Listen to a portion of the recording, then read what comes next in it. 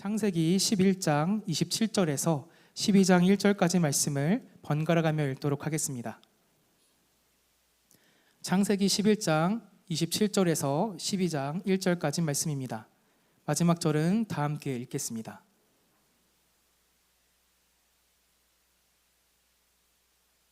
제가 먼저 27절 말씀을 봉독하겠습니다. 데라의 족보는 이러하니라. 데라는 아브람과 나홀과 하란을 낳고 하란은 롯을 낳았으며 데라보다 먼저 고향 갈대아인의 우르에서 죽었더라. 아브람과 나홀이 장가들었으니 아브람의 아내의 이름은 사레며 나홀의 아내의 이름은 밀가니 하란의 딸이요 하란은 밀가의 아버지이며 또 이스가의 아버지더라. 임신하지 못함으로 자식이 없었더라. 데라가 그 아들 아브람과 하란의 아들인 그의 손자 롯과 그의 며느리 아브람의 아내 사레를 데리고 갈대아인의 우르를 떠나 가나안 땅으로 가고자 하더니 하란에 이르러 거기 거류하였으며 205세가 되어 하란에서 죽었더라. 다 함께 읽겠습니다. 여호와께서 아브람에게 이르시되 너는 너의 친척과 아버지의 집을 떠나 내가 내게 보여줄 땅으로 가라. 아멘. 이 본문 말씀을 가지고 하나님의 시선이라는 제목으로 하나님의 은혜를 나누고자 합니다. 이 롤모델이라는 말을 아십니까? 롤모델. 우리가 자주 사용하는 말인데요. 이 롤모델이라는 말은 자신의 성공이나 성장에서 닮고자 하는 사람을 지칭할 때 사용하는 말입니다. 대개 청년들이나 청소년들이 자신들이 우상으로 삼는 여대인이나 아니면은 위인들을 가리킬 때 자주 사용합니다. 이 롤모델이라는 단어는요, 미국의 사회학자였던 로버트 K 머튼 박사가 처음 사용한 단어인데요. 한 사람이 살아가는 데 있어서 인생에서 귀감이 될 만한 사람을 지칭하는 말이라고 합니다. 한 사람이 살아가는 데 있어서 인생에 귀감이 될 만한 사람. 그러니까 특정한 인물의 삶과 그 행동 양식을 닮아가면서 그 사람과 같이 본이 되고자 하는 그때의 그 모델이 되는 사람이 바로 롤모델이라고 할 수 있습니다. 이러한 의미에서 여러분들은 롤모델을 가지고 계십니까? 이 롤모델을 하니까는 많은 사람들이 떠오르죠. 이 사람과 같은 삶을 살고 싶다. 때로는 이 사람과 같이 본이 되는 사람이 되고 싶다라고 생각하시는 분들이 계실 것 같습니다. 근데 한번 질문을 바꿔보겠습니다. 여러분의 삶 가운데에 신앙의 롤모델은 있으신가요? 여러분에게 있어서 신앙의 모델이 있으신가요? 이렇게 말씀드렸을 때 어느 집사님, 아니면 권사님, 어느 장로님, 어느 목사님이 생각나실 수도 있고요. 때로는 성경에 나와 있는 인물이 생각나실 수도 있습니다. 우리가 방금 본문에 읽었던 것처럼 아브람이라던가 아니면 모세, 아니면 그 뒤에 있는 예수님도 될 수 있고요. 그 뒤에 있는 베드로, 바울과 같이 우리가 성경을 읽을 때에 롤모델이 있곤 합니다. 근데 이 롤모델을 삼을 때요, 중요한 것이 있는데요. 무엇이냐면은 나와 그 사람을 봤을 때 그 간극이 너무 커서는 안 된다라고 합니다. 왜냐면요, 내가 롤모델로 삼는 그 사람의 모습이 너무 크다 보니까 내가 때로는 건강할 때는 괜찮은데 때로는 낭망하거나 때로는 의지가 약해지거나 위기가 찾아올 때 저 사람과 나 사이 너무나 멀구나 하고 포기하기 때문에 나와 그 사람 사이의 간극이 적으면 적을수록 그 롤모델이 좋다라고 합니다. 그렇게 볼 때 우리가 읽은 본문에 나와 있는 이 성경 인물들은요, 롤모델로서는 그렇게 좋은 인물들은 아닌 것 같습니다. 왜냐면요, 이 사람들을 봤을 때 너무나 대단한 사람들 같습니다. 우리가 방금 읽었던 본문에는요, 아브람이라는 사람이 나오는데 이 아브람이라는 사람은 그 나중에 가서는 아브라함이라는 이름을 얻게 됩니다. 근데 오늘 말씀을 나눌 때는요, 편의상 그냥 아브라함이라고 말씀을 드리겠습니다. 이 아브람 같은 경우도요, 4,000년이라는 시간이 그 아브람과 우리 사이에 간격이 있습니다. 4,000년. 엄청 긴 시간이죠. 근데 그 4,000년 동안 몇 되지 않은 소수의 인물들이 이 성경책에 기록되어 있습니다. 그렇기 때문에요, 성경에 기록되는 것만으로도 이 사람들은요, 대단한 사람들입니다. 그렇죠? 엄청난 사람들이에요. 그리고 잘 아시는 것처럼요, 이 아브라함은 어떠한 사람입니까? 여러분은 이 아브라함을 어떻게 알고 계십니까?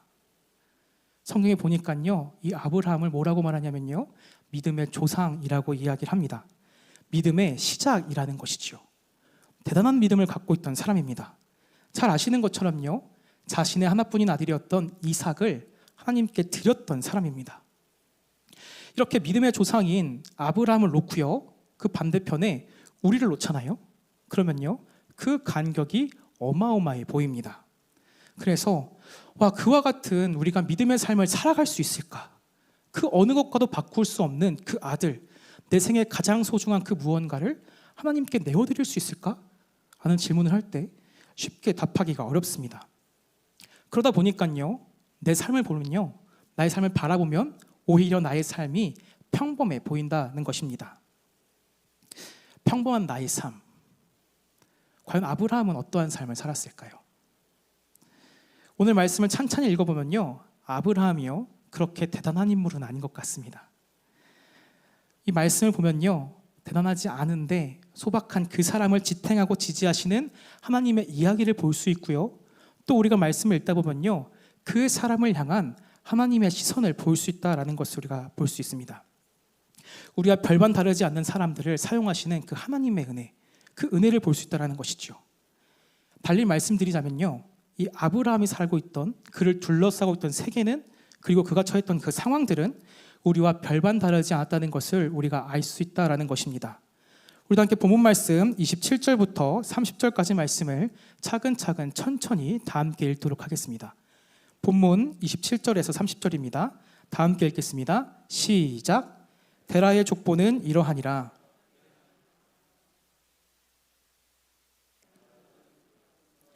하라는 그 아비 데라보다 먼저 고향 갈대아인의 우르에서 죽었더라. 아브람과 나홀이 장가들었으니 아브람의 아내의 이름은 사레며 나홀의 아내의 이름은 밀가니 하란의 딸이요 하란은 밀가의 아버지이며 또 이스가의 아버지더라. 사레는 임신하지 못함으로 자식이 없었더라. 아멘. 우리가 읽었던 본문의 이야기는 데라의 이야기부터 시작합니다. 이 데라에게는요, 3명의 아들이 있었습니다. 이 아브라함과 나홀, 하란, 이렇게 3명의 아들이 나오죠.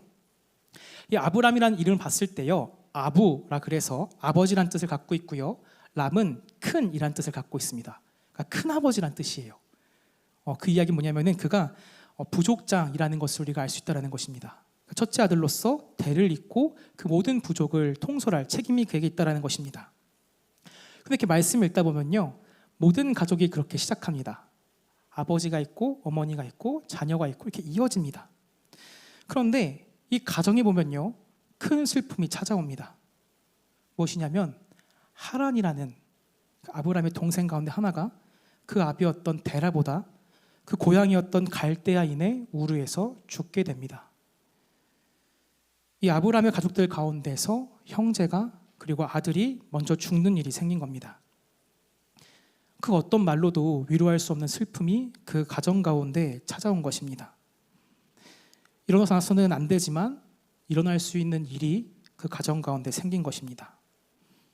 너무나 슬프고 절대로 예상할 수 없는 일이 그 가정 가운데 찾아온 것입니다. 죽음이 그 가정 가운데 예상하지 못하게 전혀 예측할 수 없는 방법으로 그 가정 가운데 찾아온 것입니다. 그런데 그렇다고 해서 온 가족이 슬픔으로 인해서 그대로 멈출 것인가? 또 그렇진 않았습니다. 가족은요, 계속해서 살아갔습니다. 그리고 아브라함과 나홀이 결혼하게 됩니다. 그런데 이 가족 가운데 또 하나의 문제가 생깁니다. 무엇이냐면 사레가 임신을 하지 못하는 것입니다. 이 지금에서야 아이가 있는 가정도 있고 그렇지 않은 가정도 있는데, 이 고대 근동지방에서 자녀를 낳지 못한다는 것은 굉장히 수치스러운 일이었고 근심거리였다라는 것입니다. 대를 이어야 된다는 것을 생각할 때, 이 아브라함의 위치를 생각했을 때에 사레가 아이를 낳지 못한다는 것은 굉장히 크고 중요한 문제였다라는 것입니다. 원하지 않을 때 아이가 생기는 것은 문제가 되지 않을 수가 있는데, 아이를 간절히 원할 때 그것이 큰 문제가 됩니다. 그리고 오늘날에서도 이 문제는 굉장히 우리에게 있어서 중요한 기도 제목이 됩니다.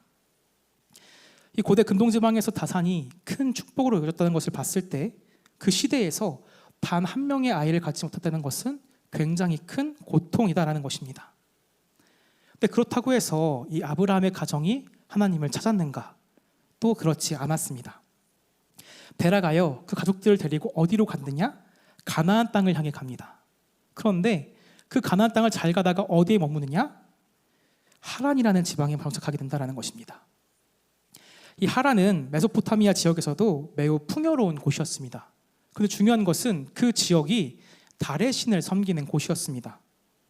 여호수아서에 보니까는 이 하란 땅에서 이 데라가 그 달의 신을 굉장히 열심히 섬긴 것을 우리가 또 볼 수 있다라는 것입니다. 데라가 가족을 이끌고 가나안 땅을 향해 갑니다. 가다 보니까는 풍요롭고 좋은 곳이 있습니다. 그리고 그곳에서 정착하게 된 것이지요.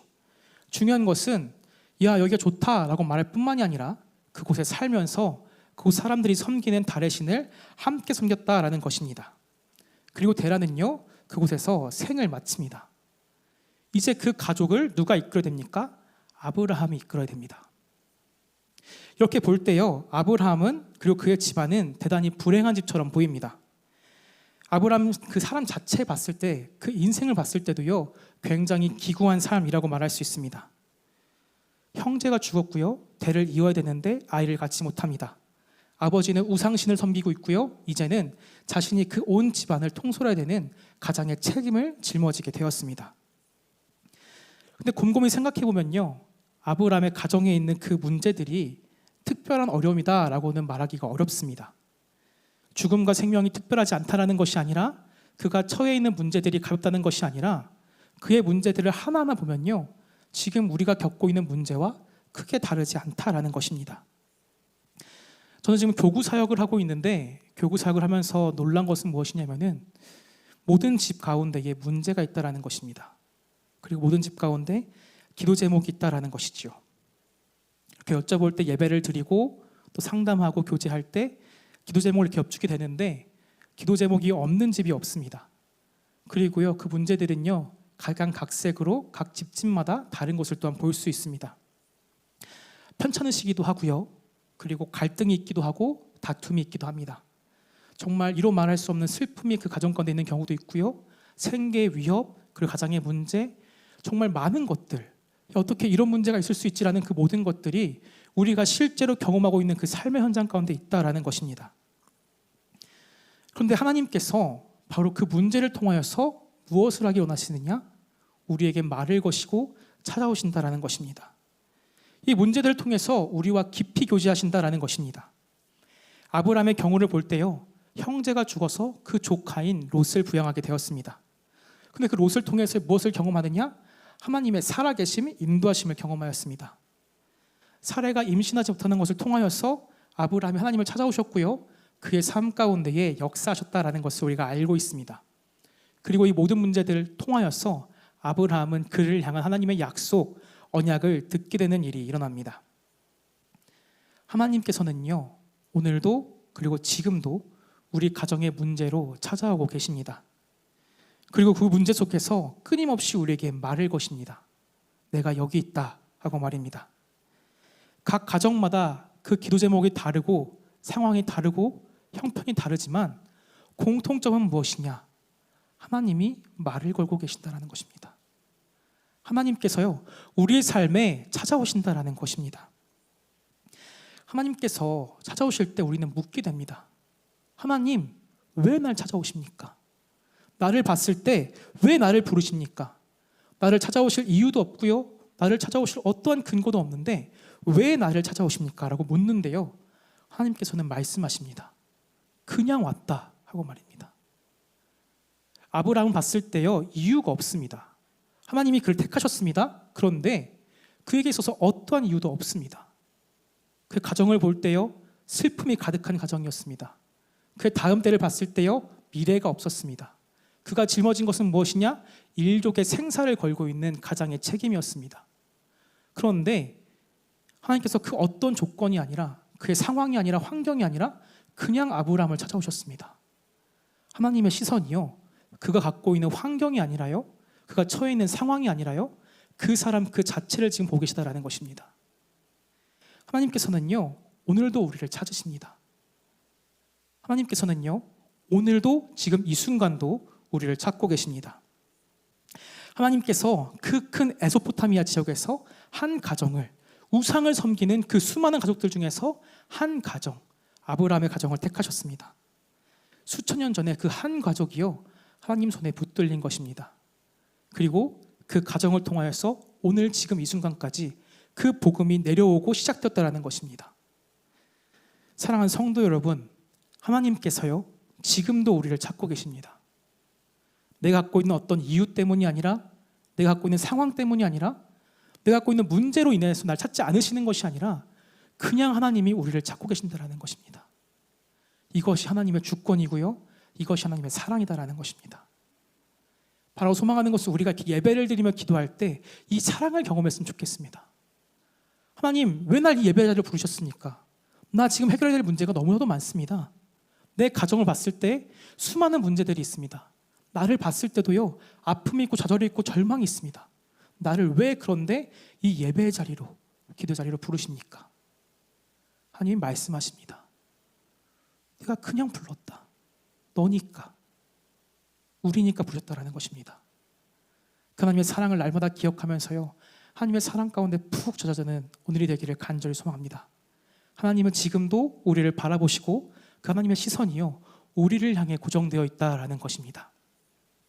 놀라운 것은요, 하나님께서는요 아브라함을 향한 그 시선이 다른 곳으로 옮겨지는 것을 우리가 볼 수 있습니다. 우리도 함께 본문 말씀 1절 말씀을 다 함께 읽겠습니다. 1절 말씀 다 함께 읽겠습니다. 시작. 여호와께서 아브라함에게 이르시되 내가 내게 보여줄 땅으로 가라. 아멘. 하나님의 시선이요 그 아브라함 자체에서 시작해서 어디로 가시느냐? 아브라함의 문제가 아니라요 아브라함이 가야 할 그 가나안 땅으로 가신다라는 것입니다. 그리고 하나님께서 이 아브라함에게 말씀하십니다. 내가 내게 보여줄 그 땅으로 지금 가라. 너는 너의 고향과 친척과 아버지의 집을 떠나서 내가 내게 보여줄 그 땅으로 가라 라고 말씀하고 계십니다. 하나님께서요 아브라함을 부르셨어요. 가자라고 하십니다. 근데요 문제를 해결해 주시지 않습니다. 부르시는 그때에 아이를 갖게 하시는 것도 아니셨고요 그 가지고 있는 삶의 짐을 내려놓지도 않게 하셨습니다. 그냥 아브라함이 말씀하십니다. 아브라함아, 나랑 가자. 나의 시선이 있는 저곳 가나안 땅으로 가자라고 말씀하신다라는 것입니다. 우리가 생각할 때요 이 아브라함의 도전은요 아브라함의 믿음은 굉장히 무모한 것처럼 보이고요 대책이 없어 보입니다. 그는요 계속해서 문제를 갖고 있어요. 문제가 해결된 것이 아닙니다. 여전히 아브라함에게는요 대를 이을 자녀가 없습니다. 여전히 그 가정 가운데는요 슬픔이 있습니다. 형제가 죽었고 아버지가 돌아가셨습니다. 그리고 이제는요 그에게는 가장의 책임이 있습니다. 근데 그 무엇 하나님께서 해결해 주지 않으시고요 그냥 그렇게 말씀하십니다. 아브라함아, 너의 고향과 친척과 아버지의 집을 떠나라. 내가 내게 보여줄 그 땅으로 가라 라고 말입니다. 그런데 놀라운 것은 아브라함이요 떠납니다. 묻지 않아요. 하나님, 우리 가정 가운데에 대를 이을 아이가 없습니다. 제가 지금 이렇게 떠나면요 어떻게 될지 모릅니다. 그 사막 가운데서 그 광야 가운데 제가 죽어버리면요 저희 가정은 이로써 끝이 납니다 라고 묻지 않습니다. 하나님, 저희 가정 가운데 슬픔이 있습니다. 우리 가운데 그 슬픔을 걷어주십시오 라고 묻지 않으십니다. 하나님, 지금 내가 일족을 책임질 가장의 책임이 있습니다. 그것 좀 벗게 해주십시오 라고 말하지 않습니다. 하나님께서요 아브라함을 찾으실 때 이유가 없던 것처럼 아브라함이 하나님의 말씀대로 하나님의 시선을 따라갈 때요 이유를 찾지 않습니다. 하나님이 여기 따라가면 뭘 줄게라고 하신 게 아니라요 그냥 보여줄 땅으로 가라라고 말씀하십니다. 그때 아브라함이 네라고 이야기를 합니다.